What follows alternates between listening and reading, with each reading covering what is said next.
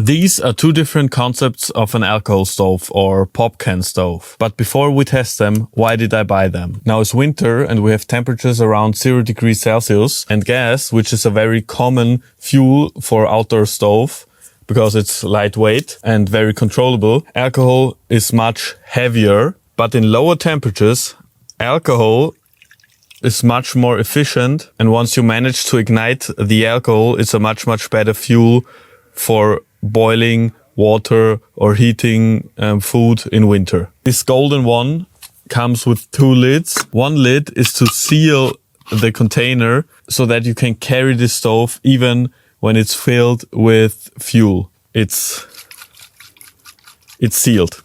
The second one has a little handle and you can adjust the size of this hole in order to adjust the size of the flame. It also comes with this pot stand. Put it right in and now you can place a pot on top. And I already noticed a problem because my pot is too small for the stand, but I see no problem with bigger pots. I currently try different heating systems with alcohol, with gas. For example, this is the jet boil. It works with gas and I tested this in another video. And this one, the Boundless Voyage Titanium, catched my attention because it's ultra light. And it only comes with these 2 metal pieces as pot stand. You just put them together like this. And now you're ready.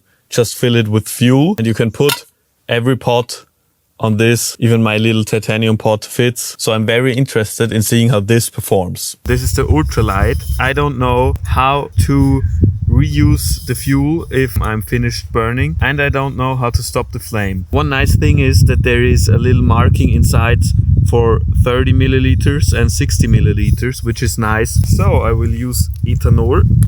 Let's try a little less than 30 milliliters. Just put them together like this, and now you can place it here. It's harder than I thought.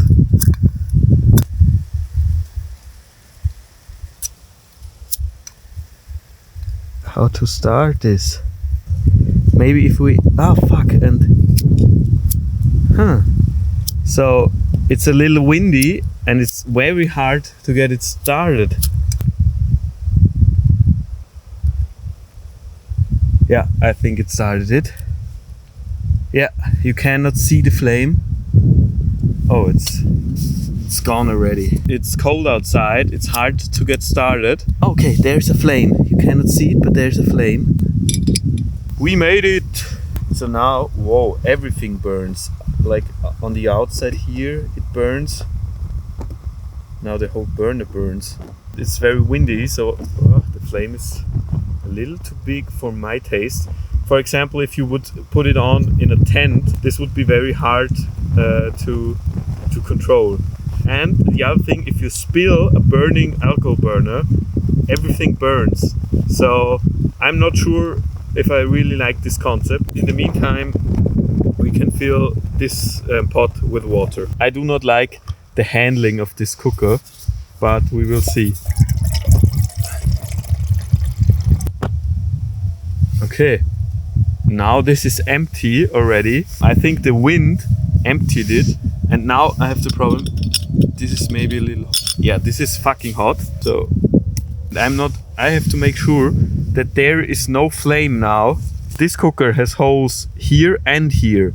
So if I put something flat on top, you cannot stop the flame. This cooker only has holes on the upper ring, so if I put something flat on it, it stops. First little conclusion to this cooker, it's nice because it has markings inside. It's very light and compact, and I really like this stand, so you can put every pot size on this. Compared to this one, where for example this pot is just too big, this is not usable in my opinion. Let's use the second one.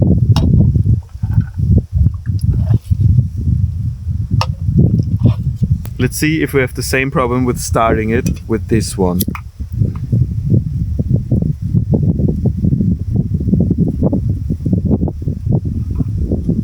Because it does not have holes here, you can tilt it more and it's easier to start it from the side.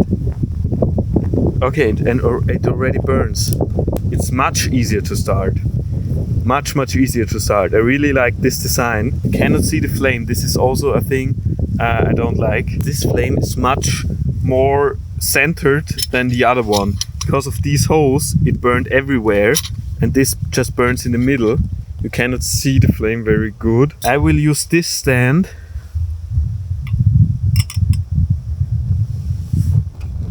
Now it starts to heat up. The flame is getting a little bigger and it's much more controlled, I think. But we will see. I think one problem is that I'm on a hill and the wind comes from this direction up. It's not that stable, but I have to admit I didn't put it on the best place, which could be fatal. Don't do this. No, I don't like it. Now I don't like the positioning. I cannot put it this thing here, which is not nice. I'm not a fan of this.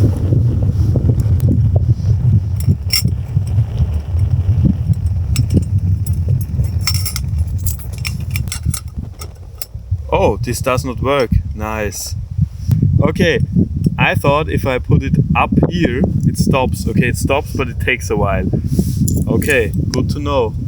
I really thought it would stop immediately. Yeah, this is hot. Okay, at least it works, but different than I thought. So now I will have to find a better place to start the fire. Okay, I repositioned everything. Now I will start. Okay, it's much easier to start the hobo cooker if it already burned. Now there's less wind and yeah, it's more stable. I will put the pot on top. We'll start a timer, how long it will take to boil 500 milliliters. With this, without the wind, the flame is much more controlled. It really matters how you position the cooker. What I noticed with alcohol stoves is that it is really important where to put it. So if it's windy, the flame is going to be big, but it also burns the alcohol very fast. And the flame is not that controllable like on a gas stove. Almost 9 minutes. Let's have a look. Okay, it looks hot, but there are no bubbles. So we'll give it some time now. Almost 19 minutes. Let's have a look. Okay, it's very hot. Oh, I think it boils already. Perfect. Let's have some pasta then. Now we cannot dim the fire. That's a bit of a problem. But the pasta cools it down. Is the pot too small? I don't know. But now I want to try to dim the fire. So let's see how we do that. The biggest problem will be to get this off. And then we cannot use this. Okay, it does not work. If we use this stand in the middle, we cannot put the stand on top of this. With this stand it would work because it fits inside and then we could regulate the flame. Yeah, it would work, but not that good. Not thought through at all, I think. Yeah, the flame went out. Okay, and haven't noticed. 24 minutes and the flame went out. Yeah, it's not on. I'm always suspicious because if this burns and the flame is invisible, the bottle could explode. We do not need that much, or it doesn't matter because we can close it afterwards if we do not burn everything. Okay. Always difficult to see. So it cooked more than 7 minutes. I think it's ready. I must have used too much water because it looks more like a soup, which is not bad because it's very cold.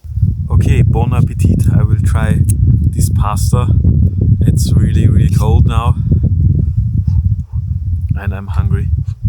And it's getting dark. Hot. So my conclusion is gas stoves overall are much less controllable than regular gas stoves. Although they might be a little bit better and more efficient in winter to boil water, I found more drawbacks and issues with the handling of gas stoves, especially the titanium version, but both of them create a very uncontrollable flame. If I imagine using this in a tent, I wouldn't, because this is much too dangerous. With a little bit of wind, the flame in both of these cookers got very big. So for me, the controllability of the gas stoves are not given.